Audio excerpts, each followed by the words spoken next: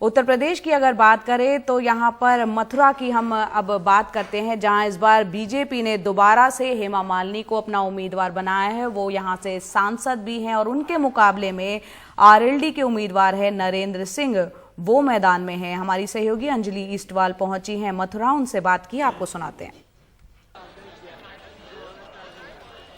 हेमा मालिनी जी का कहना है कि जो जातीय राजनीति करते आए हैं आरएलडी वाले, वो अब नहीं चलने वाली है, वो दिन लग चुके हैं। और वो कह रही हैं कि सिर्फ यहाँ पर वोट होगा तो उन्होंने जो काम किया है उसके नाम पर वोट होगा। कोई काम ही नहीं किया, पर वो तो दावा करती है बहुत। वो खुद भूल भी गई हैं। उन्होंने एक स्टेटमेंट दिया था कि मैंने काम बहुत किए लेकिन I don't remember, I don't recognise. तो जैसे रिकॉग्नाइज ही नहीं है, रिमेम्बर ही नहीं है, तो काम किए हो तो रिमेम्बर हो उन्हें। जब उन्हें काम ही कुछ नहीं किया तो रिमेम्बर कहाँ से करेंगी वो।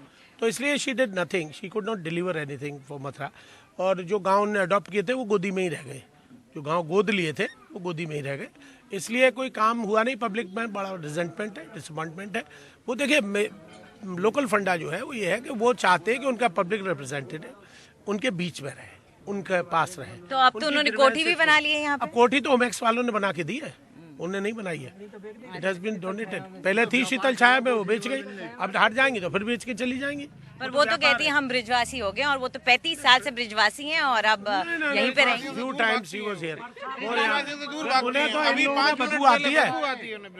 एक लेडी ने उनको गार्लैंड किया, उसको धक्का मार के निकाल दिया। वो तो एक तो यहाँ आपको लगता है कि आम लोगों के अंदर कनेक्ट नहीं बना पाएंगे? बिल्कुल नहीं बना पाई साहब। वो बिल्कुल आदमी से परहेज करती है। उनको हमारे लोगों में से उनको स्मेल आती है। हाँ, फैक्ट है। तो नाराजगी यहाँ देखिए, गांव में हम आए हैं तो नाराजगी थोड़ी नजर आ रही है हेमा मालिनी के लिए, और बहुत भारी नाराजगी। यही हमने उनसे भी कहा तो वो कह रही थी दिखता नहीं, वो ग्लैमर की दुनिया से आई है ना, तो इसलिए उनको दिखता नहीं। चलिए, ग्लैमर का उनके ऊपर काफी आप लोग आरोप लगाते रहे हैं, लेकिन उनका वही ग्लैमर एक टाइम पे कहें तो काम कर गया था। एक कहावत है, काठी अड़िया बार बार नहीं चढ़ती है।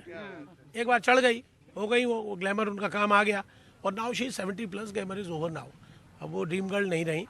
हाँ, तो इसलिए अब ग्लैमर वैमर तो कुछ नहीं है, लेकिन काम कर, पब्लिक ने उनको ग्लैमर के लिए नहीं चुना था, पब्लिक ने काम करने के लिए चुना था। लग तो यही रहा है कि हेमा मालिनी जी से जो नाराजगी गाँव में दिख रही है, देहात में दिख रही है, वो शायद कहीं ना कहीं नाराजगी अगर वोटों में तब्दील होगी तो उनके लिए दिक्कत मुश्किल हो सकती है। सरदार जी पूछ रहे थे कि पिछली बार वो 3 लाख उससे जीती थी, वो उतने से ही हारेंगी इस बार भी। चलिए, हमसे बात करने के लिए शुक्रिया।